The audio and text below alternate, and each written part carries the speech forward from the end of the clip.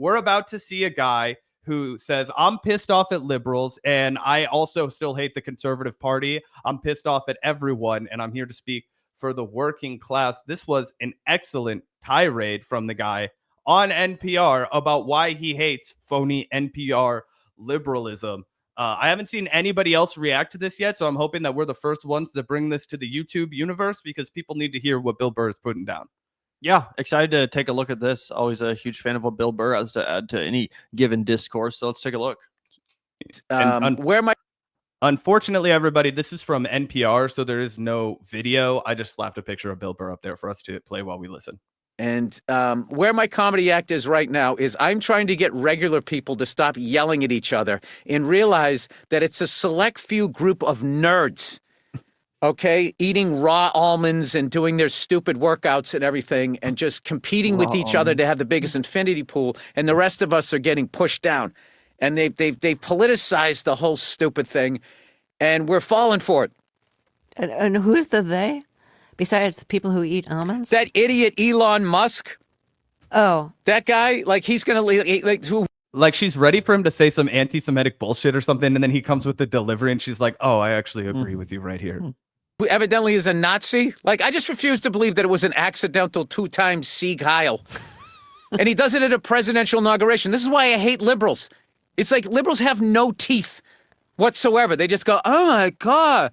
Can you believe I'm getting out of the country? I'm just like, you're going to leave the country because of one guy with dyed hair plugs and a laminated face who makes a bad car and has an obsolete social media platform? You're going to leave this. Why doesn't he leave? Why isn't he stopped? What are we so afraid of this guy who can't fight his way out of a wet paper bag? You can take him on. Like, why do liberals just sit back and not, they have nothing? What are you doing? This. Okay. This lady needs to, like, drink her coffee or something. Like, is she always this boring and meek? It seems like she's like asleep at the wheel. Yeah, I think for context here, she's actually offended by the comments that he's giving, I think. And that's why if you listen to the whole thing, she like builds him up and she tries to get him to, bash on Trump, and he does a good job at it. And he talks about his road rage and whatnot. But then he just like boils over and he's like, this is why I fucking hate liberals, because they offer no resistance, right? And she's like ready for him to go on his like why I left the left tirade, like become Joe Rogan or something. And that's why she has absolutely no understanding of where he's coming from, because I think she's just in that NPR bubble of like, I'm with Hakeem Jeffries, I'm with MSNBC, and these are the kind of people that get uplifted in mainstream media. This is a national NPR host for the morning, by the way. Yeah. Oh yeah, it's Terry Gross. Gotcha. Fresh air. I do like listening to NPR sometimes. It's a calming vibe in the car. For sure. This. You got to speak up about it. You don't just go like, oh my God, what? Like, listen, first of all, it's like, I'm a stand-up comedian. It's not my friggin' job. I'm talking about like Democratic politicians. Where is their pushback? They're allegedly liberal. You see this guy do this thing. You know what the end result of this thing is. Which all these neo-Nazis, not only are they stupid because they're neo-Nazis, they don't even look at what Hitler did. He ruined their country. And this idiot is going to try to lead us down that road and then play it off and act like he didn't do what he just did. And you can get canceled as a comedian for doing a friggin' Caitlyn Jenner joke, but this ass can Sieg Heil and nothing. Where are all the liberals? Where are all of these white chicks at the award shows that were speaking truth to power? Where are they? Why did they choose to go after comedians and not the Ku Klux Klan? How come they never got canceled? That's my whole problem with liberals. I just think it's a phony ideology where what they really do is it's a bunch of white chicks trying to fix their immediate area. Like they really took on entertainment because they were in entertainment and then they didn't do anything else. I'm going to stop you. You just blamed all of this on white women. Yes. Where are the men? Where are the men in what you're saying? Exactly. Because you guys went in and you totally took control of the narrative. That whole MeToo thing was supposed to be about people with no power speaking to people with power and giving more people opportunities, which meant people of color. And then all of a sudden, white women jumped in and became like the biggest victims in the country. They were the ones that were being listened to. That was what was weird. to me. This is where you kind of lose me. No shit. Oh fuck, sorry. She's like, this is where you kind of lose me. And it's like, yeah, that's where every white woman checks out when it's not about you anymore. Yeah, I know you want to replay the Patricia Arquette Oscar speech, peak resistance liberal. You know, we fought for everyone else. When's it time to fight for white women? Like, that is the essential crux of liberal politics. And I think Bill Burr is just absolutely blowing this woman's mind right here. Oh yeah, dude, this is like the craziest shit I've ever heard from an NPR conversation. Speaking to people with power and giving more people opportunities, which meant people of color. And then all of a sudden, white women jumped in and became like the biggest victims in the country. They were the ones that were being listened to. That was what was weird to me. This is where you kind of lose me. It doesn't surprise me on this station talking to a white woman that I would lose you. Well, no, because the Me Too movement for women is about sexual assault. But then and what did it become? What did it morph into? What did it quickly morph into? It then morphed into, I don't like the topic of what you're discussing in your stand-up act. Well, I don't want to get into an argument about this, so I'll just say. Well, what's funny is this is how I discuss things. I also do think it's true that a lot of people felt like, well, the Me Too movement took down a lot of genuinely bad men who were powerful. It also was very selectively focused on the entertainment industry, on Hollywood, as Bill Burr kind of referenced. And it's like, what is this actually about? Is it actually about changing things, or is it about the media getting to write super sexy headlines about this celebrity, did what? And this guy, who was really popular 10 years ago, he did what in 1995? Shocking source reveals this. And it's like, clearly nothing's actually changing here across various industries, but even in Hollywood, it did kind of just feel like an attempt to whip up hype over like, oh, this person, look at the salacious thing they did 25 years ago. You know what I mean? Oh, 100%. And also it kind of felt flimsy at a certain point because Joe Biden, who you could say, oh, well, he never raped anybody. There's a million pictures of him doing uncomfortable shit. The entire liberal apparatus united behind him. Like Cuomo. Andrew Cuomo, they're all lining up to endorse the guy again. So it's all flimsy, right? It doesn't make any sense. I'm all for legitimate grievances being addressed, and I'm all for fuck people who do sexual assault, fuck Harvey Weinstein. The whole casting couch model of Hollywood is gross and disgusting, right? I think Woody Allen should be in jail. Right, I do. But I also think that we need to be consistent in how we approach this. Otherwise, it makes it all look like it's for the birds. It makes it all look like a ruse for people. Like, oh, this is just a way of people who are rich getting their friends in trouble for gossip. And that's what Bill Burr is so excellently articulating right here. And this woman is so flustered because she's never had a single guest that was just willing to shoot from the hip and be honest. Like, she's like, I don't want to get into a debate with you. He's like, it's funny. This is just how I discuss things. And it's because he's a human being. When you're having a real conversation with a human being, yeah, sometimes you do get worked up. Yeah. You do get excited. When Gavin and I disagree, we fucking get passionate. We're like, bro, don't you think this? Come on, bro. And like the other one will be like, no, I'm not sold on it, actually. Like, I fucking got to think. And you'll have a give and pull. And that's how people process information. That's how people give and take. And it's not a fucking bad thing to do. You don't have to get uncomfortable, especially if you're a professional interviewer. This lady gave me bad vibes. Yeah, 100%. It is kind of a weird approach. Although, to be fair, it does seem like he really is kind of blowing her mind. Like you said, like, I don't think she's even really familiar with this argument yet. So she's like, wait, what? Like, what are you even, you're blaming Me Too? And obviously I don't think that Bill Burr would actually genuinely like put the entire blame at the feet of Me Too and women's activists and stuff. And like every cause that kind of gets, appropriated down the line, as we saw with Black Lives Matter, etc. Obviously, the people who came up with the Me Too movement had their heart in the right place, and a lot of good work was done as far as, setting a standard that no, it's not okay to prey on young women and the industry and stuff like that. So I'm not trying to talk shit on the concept itself. No, of course not. And neither is Bill Burr. And that's what's crazy. After the beginning of this, she louds him for being like a generational comic and like having working class stand-up sensibilities and all this stuff. Then she's like so taken aback that he actually is that guy that made all of that content that she just praised in the introduction. That what was the thing that you just said? I just lost it for a second trying to I'm saying what it became, it started off like, all right, this Harvey Weinstein guy is raping people. We got to get people like this out of the business. There was nobody who was against that unless you were an actual... People were protecting him. People were protecting the musicians, I'm not arguing that aspect of it. I'm not arguing that aspect of it. Anyhow, let's move on. Wait, no. Let's talk about that. We're not going to move on. Me Too started with that. And then it started this cancel culture thing with initially they were getting these people that were sexually assaulting women. And because of their position of power, were not being held accountable. They finally got held accountable. Everyone who was a decent human being was on board with that.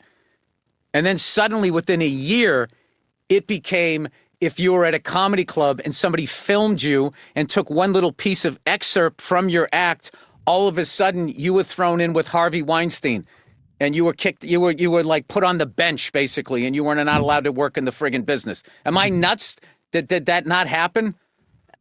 And I think it is kind of true. Fair to say that that is what happened, as we extensively talked about the other day with Al Franken, right? And sure, maybe Al Franken could have made a comeback. So it's not like even if you are a victim of cancel culture, you're canceled forever. If anything, I feel like sometimes cancel culture gives people the opportunity to come back stronger than ever, right? It gives the public a break for a couple of years, and then they're like, I'm back. And everyone's like, yeah, I think we're ready to forgive that guy almost 90% of the time, right?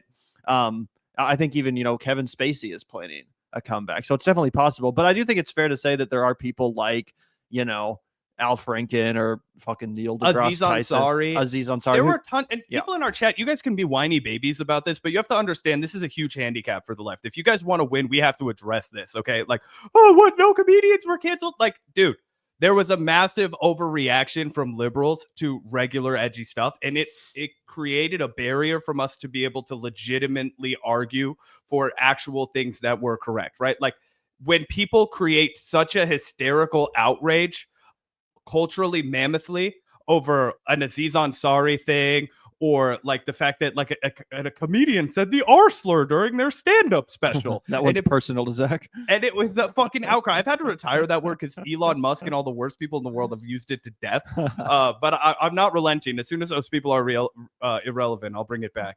The reality is, though, that is extremely unpopular. Okay, when people feel like the left can't take a joke, when they feel like all we exist to do is admonish people that are trying to be funny.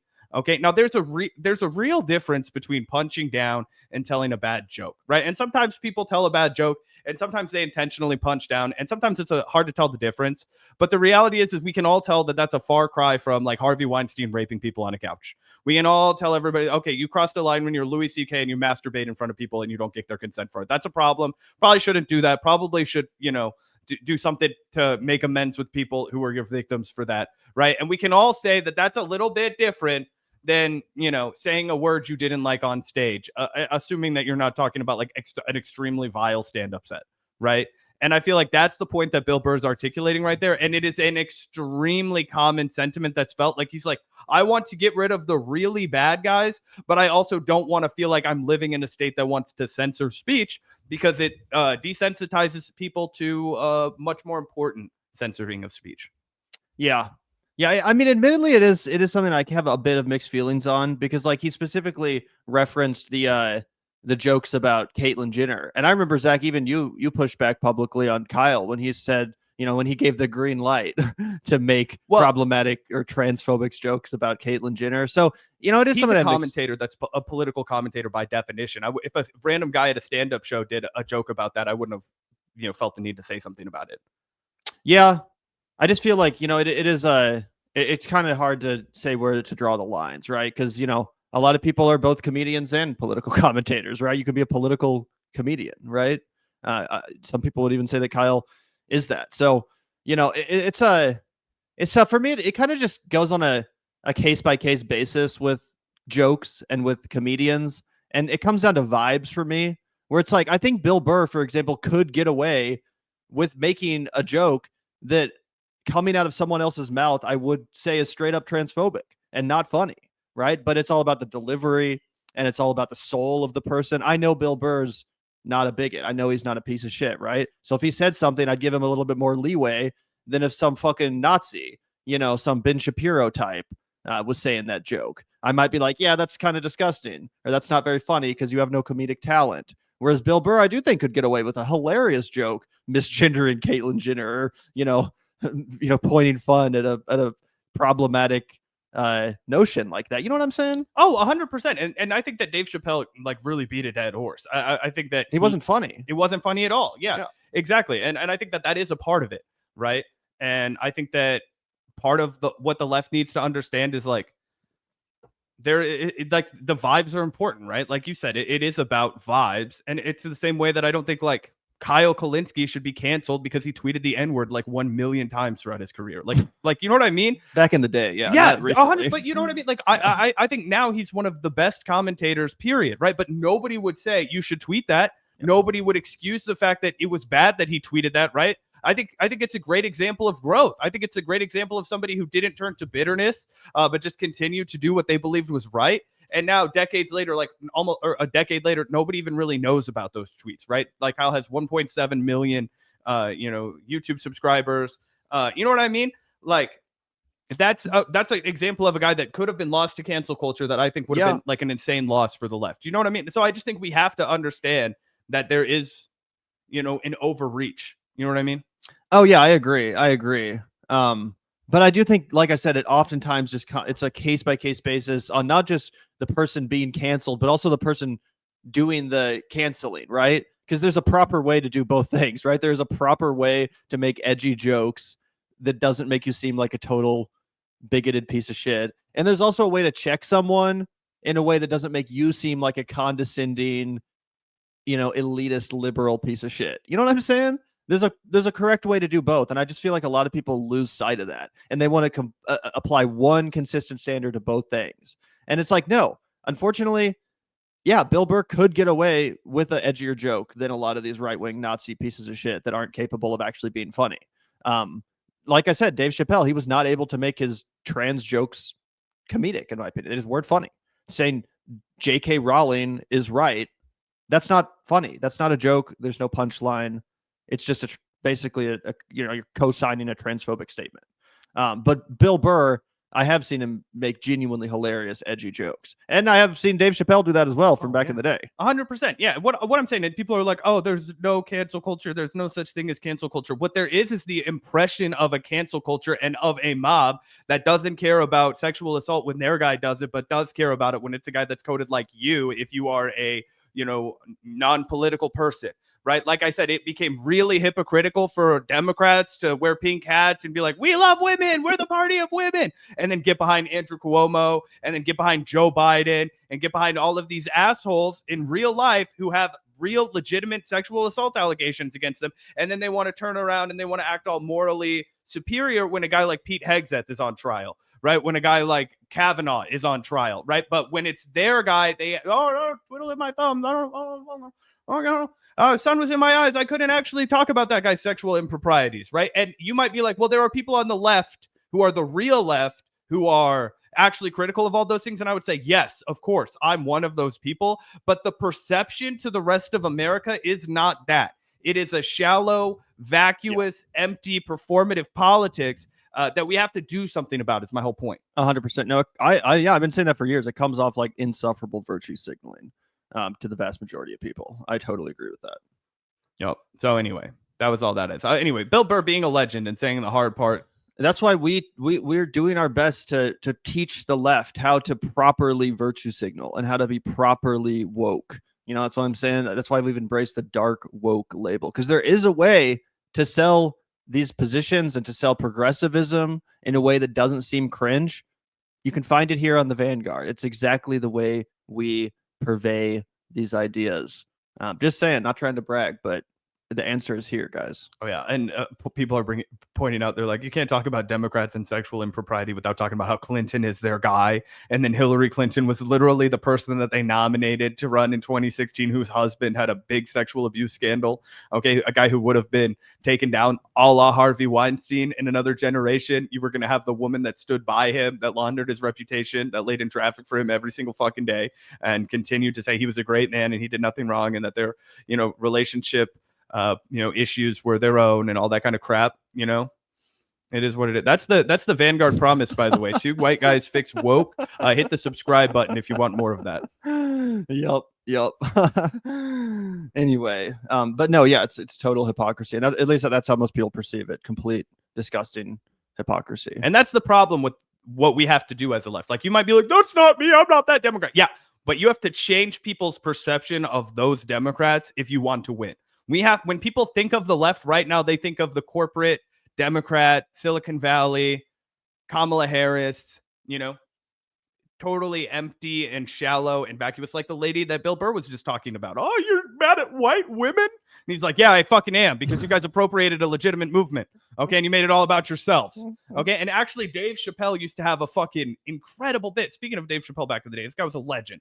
And he was doing a bit about a lady that comes up to his show and she's like screaming, women suffer. And he would be like, chill, bitch, I know. He'd be like, women suffer. Be like, chill, I know. And he would say bitch every single time just for comedic emphasis. And then she would be like, we suffer just like you. And he was like, all right, now hold the phone, bitch. You were part of the winning team. You just didn't like your cut. You know what I mean? And it's like, white women always do love to center themselves at the center of oppression. Like, at least I'm a white guy. I know I have the deck stacked for me. Okay, I don't have to fucking come out here and pretend that I'm the biggest victim. That would be ridiculous. Okay, pretty much everything that happens to me that's bad, I'm like, well, that's a wash. I still have a lot of benefits in life. You know what I mean? That's how I get to operate with the world, and I'm transparent about that. White women, they love to pretend that they're as equally oppressed as everyone else, and they'll make it their entire identity. And Bill Burr was making a pretty funny joke about that to a white woman's face on NPR, which had an audience of white women. So it takes fucking balls. It takes fucking steel.